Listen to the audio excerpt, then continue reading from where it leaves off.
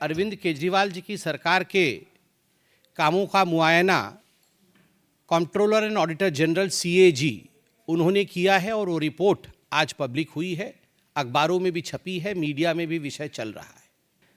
सबसे पहले तो अनेकों विषयों पर सीएजी ने फोकस किया है, मगर सबसे महत्वपूर्ण विषय शीश महल है, उनका खुद का घर है। जो लोग कहते थे कुछ नहीं लेंगे, सरकारी बंगला नहीं लेंगे, घर नहीं लेंगे, गाड़ी नहीं लेंगे, किस प्रकार से दोनों हाथों से उन्होंने बटोरा है, किस प्रकार से करप्शन किया है, उसका काला चिट्ठा सीएजी के रिपोर्ट में आता है। अब ये अरविंद केजरीवाल जी, उनका जो डेजिग्नेटेड घर है उसका एड्रेस है 6 फ्लैग स्टाफ रोड।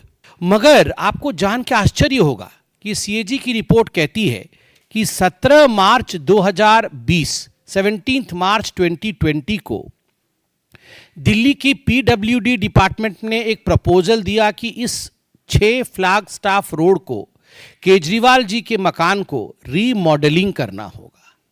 और ये रीमॉडलिंग कोई छोटा मोटा काम नहीं होगा, ये पूरा डेमोलिश करके, एक सिंगल स्टोरी बिल्डिंग थी ये, उसको पूरा डेमोलिश करना होगा और उसके ऊपर एक एडिशनल स्टोरी बिल्डिंग बना करके एक और मंजिल ऐड करना होगा और बड़े रूप से इस मकान को बनाना होगा। और ये प्रपोजल दिया 17 मार्च 2020 को पीडब्ल्यूडी डिपार्टमेंट ने, और एक दिन के अंदर ही इस प्रपोजल को मान लिया गया। विश्व में मुझे लगता है कहीं भी ऐसा नहीं हुआ होगा कि प्रपोजल आज दिया गया और आज ही मान लिया गया है, तुरंत मान लिया गया। अब मान लिया गया तो क्या हुआ? तो एस्टिमेशन होती है, कोई बिल्डिंग बनेगा, उसको तोड़ा जाएगा, नई बिल्डिंग बनेगी, तो एक एस्टिमेटेड कॉस्ट निकालना पड़ता है कि इतना खर्चा होगा। तो एक एस्टिमेशन उसका निकाला गया कि कितना एस्टिमेटेड कॉस्ट है। तो आपको बता दूं, एस्टिमेटेड कॉस्ट है 7 करोड़ 61 लाख रुपए, 7 करोड़ 61 लाख रुपए का एस्टिमेशन बना कि इतने में अरविंद केजरीवाल जी की हवेली बन जाएगी। मगर बाद में टेंडर प्रोसेस होता है, एक तो एस्टिमेटेड कॉस्ट होता है, उसके बाद सरकार टेंडर निकालती है। तो टेंडर निकाला गया तो टेंडर का कॉस्ट 8 करोड़ 62 लाख रुपए का निकला। मतलब एस्टिमेटेड कॉस्ट 7 करोड़ का हुआ और जब टेंडर निकला तो वो 8 करोड़ 62 लाख का निकाला गया। उसी में ही पहले में ही घोटाला हो गया। एस्टिमेशन आपने किया और टेंडर निकाला 8 करोड़ 62 लाख रुपए का, मतलब 13.21% टेंडर कॉस्ट आपने ऊपर रखा, जो एस्टीमेट आपने खुद किया था। अब उसके बाद अप्रैल 2022 में ये काम कंप्लीट हुआ। जो काम 2020 में प्रपोज हुआ था वो 2 साल के बाद 2022 में कंप्लीट हुआ। मतलब जब कोरोना का प्रकोप चल रहा था उस समय सारे लोग व्यस्त होकर दिल्ली सरकार में ये काम कर रहे थे कि कैसे ये शीश महल तैयार होगी। तो शीश महल तैयार हो गया। अब फाइनल पेमेंट कितना दिया गया? मैंने आपको कहा 7 करोड़ एस्टिमेशन, वो 62 लाख 61 लाख हम पॉइंट वाला छोड़ देते हैं, 7 करोड़ एस्टिमेशन, 8 करोड़ का टेंडर हुआ और उसके बाद जो पेमेंट दी गई 2022 में वो है 33 करोड़ 66 लाख 66 लाख 33 करोड़ 66 लाख 33 करोड़ 66 लाख रुपीस। कहाँ 7 लाख का एस्टीमेट, 7 करोड़ का एस्टीमेट, और कहाँ 33 करोड़ दिया गया है।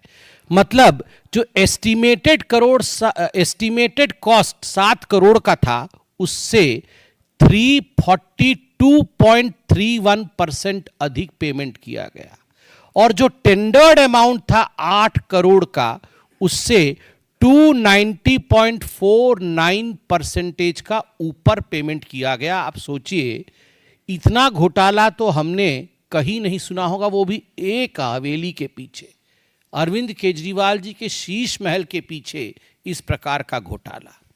और क्या क्या इसमें घोटाला हुआ? सीएजी और क्या कहती है?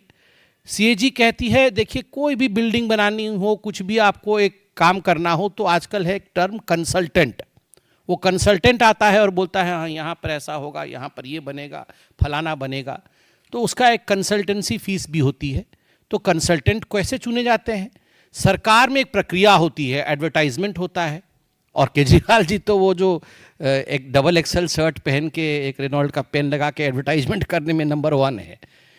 अपना एडवर्टाइजमेंट करने में नंबर 1 है, मगर कंसल्टेंट के लिए कि उनका शीश महल कौन बनाएगा, उसका कंसल्टेंट के लिए एक भी एडवर्टाइजमेंट नहीं किया। कैसे हुआ फिर? स्पॉट कोटेशन, मतलब वहीं खड़े हो गए और बोले कौन कौन बनाएगा, कौन बनाएगा, जरा कंसल्टेंट कौन होगा, आओ। मतलब जैसे गेट पे ही खड़े थे वो कंसल्टेंट। पहले से 3 लोगों को बोल रखा था कि तुम तीनों आ जाना, हम तुमको दे देंगे। तो 3 कंसल्टेंट आ गए और 3 कंसल्टेंट में से सीएजी लिखती है, without any specifications, without any basis of selection, consultant उसी दिन चुन लिए जाते हैं। मतलब आज कंसल्टेंसी की रिक्वायरमेंट है, कोई एडवर्टाइजमेंट नहीं, कुछ भी नहीं, आज ही कंसल्टेंट चुन लिए गए। अब कंसल्टेंट भी आ गए। उसके बाद देखिए, repeated revision of preliminary estimate.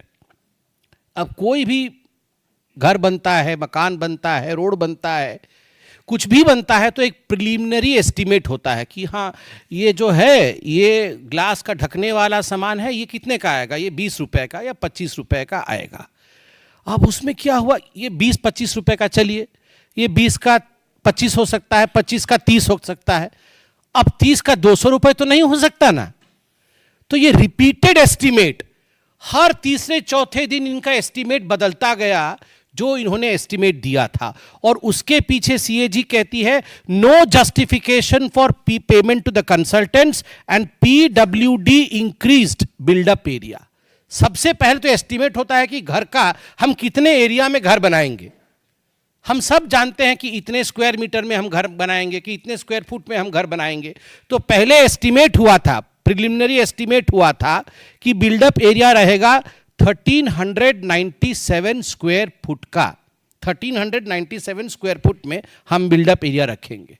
इसी के आधार पर सारा टेंडर इत्यादि हो गया और रातों रात एक दिन बदल दिया उन्होंने बदल करके कर दिया कि 1905 स्क्वायर फीट, मतलब 36% बढ़ा दिया एस्टीमेट कि 1905 स्क्वायर फीट में। क्योंकि अब शहंशाह क्या रहेंगे 1300 स्क्वायर मीटर में, शहंशाह के थोड़ा बड़ा होना चाहिए। तो उन्होंने कहा कि 1900 स्क्वायर फीट में केजरीवाल जी अब रहेंगे, और ये अपने आप ही कर दिया, कोई एडवर्टाइजमेंट नहीं, कुछ परमिशन नहीं, अपने आप ही 1905 स्क्वायर फीट कर दिया।